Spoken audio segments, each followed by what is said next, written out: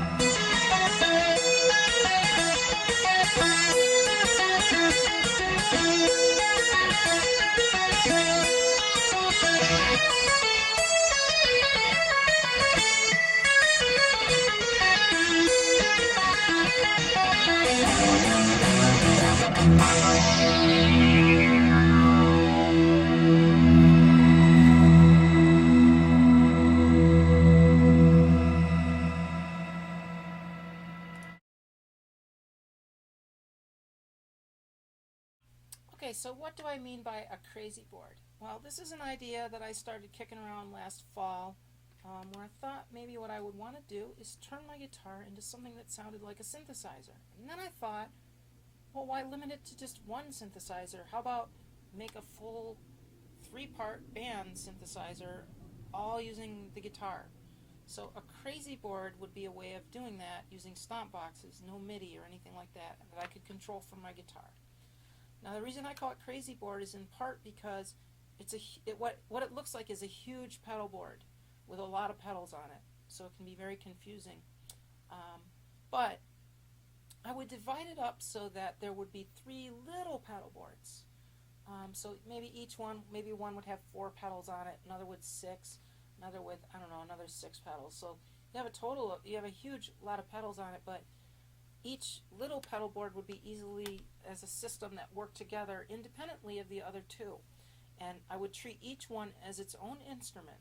So my guitar would go into one at a time and play them through. Each would have its own dedicated amp or amp channel, or a channel in a mixer. And what you would do is you would layer a bass line and then layer like a chord pad over top, and then maybe play some melodic part over top of that. So nothing terribly strange, except for the way I've done it is I'm not using MIDI, I'm using just stomp boxes. So what I've got rigged up today, what that had in mind was like 3 independent parts. What I've got today is sort of a mini crazy board that it only has 2 parts. One of the instruments is just a 80s kind of metal guitar that Alex Lifeson might use.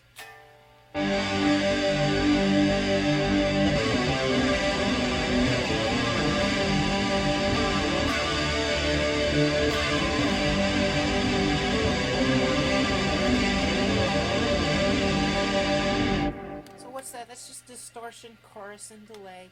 And I'll just go over the exact pedals in a minute. Now the other side of the other instrument is a synthesizer that sounds like this.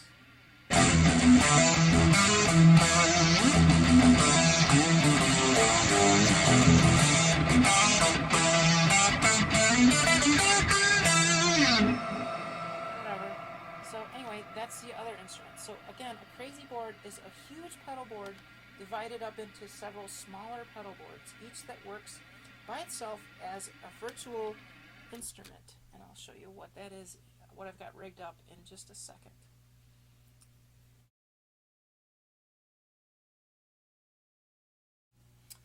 Okay, so this is the mini crazy board that I rigged up for today, and there's actually 7 pedals here.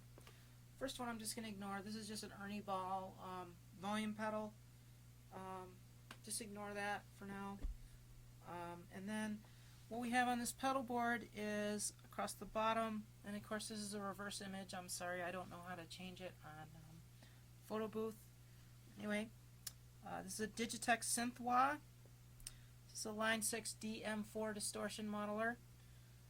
This is a Electro-Harmonix stereo electric mistress chorus flange unit. A Line 6 Verbzilla reverb. This is a Boss chorus ensemble CE5, and this is an Electro-Harmonix MemBoy analog delay unit with modulations. Okay, so anyway, the way I've got this rigged up is over here, this distortion, chorus, and delay pedal here. These three are my guitar sound. Over here, the SynthWah, Electric Mistress, and Line 6 Verbzilla are my synthesizers. So over here is guitar, over here is my synthesizer. And I don't have it rigged up so that they will play independently, but they will play simultaneously in one layer. And I just click on the SynthWah in order to get the sound of the synthesizer added to the guitar. So now the reason why this works, now you could use some other pedals. This is one that I really recommend. This is a Line 6 FM4 filter modeler, which has a number of great sounds on it. The guy from Modest Mouse uses it, Buckethead uses it. It's a great way to expand your palette with a lot of things that you'll never be able to afford. They're just digital modelings of various synths. I highly recommend it. The Line 6 FM4 pedal. It's pretty purple color too. Another synth here. This is a Electro-Harmonix Ravish sitar, which is made mainly to transform your guitar into a sitar, but I like it for the synth sounds it actually gives. But I decided to go with my Digitech SynthWah pedal, which is a cheap pedal. Only cost me $60. I found it in a bargain bin for $60. I tried it out on a bass. There's also a bass SynthWah. I tried the guitar one on a bass, and it sounded great. I bet you the other way around will be just fine. So I added it to my little list of pedals that I have. Okay, so this has a great feature, which it can split the signal. There's a dry out, which the dry out goes into the guitar side over here. So when I have this thing off, it just goes dry out to this distortion chorus delay and into a twin reverb amplifier, and when it's on, then it will go out from the SynthWah both to the guitar and also to these pedals here, the Stereo Electric Mistress and the Verbzilla, out to the a little Hartke practice bass amp. I want to show you why I added the Verbzilla. The Verbzilla is a nice pedal. It's in the range of something like a TC Electronic Hall of Fame type modeler of reverbs. But what's nice about this is it has one particular patch that the TC Electronic I don't believe has, called an octo, which you'll see the difference here. I'm going to play something without the Verbzilla is off right now. So here's just a little.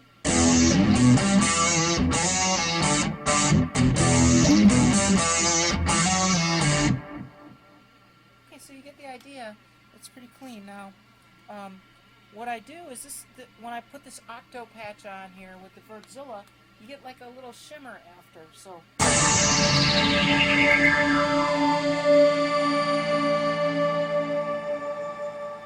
that makes it sound even more synthesizer-y.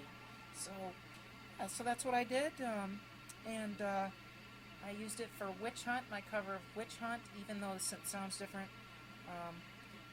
By the way,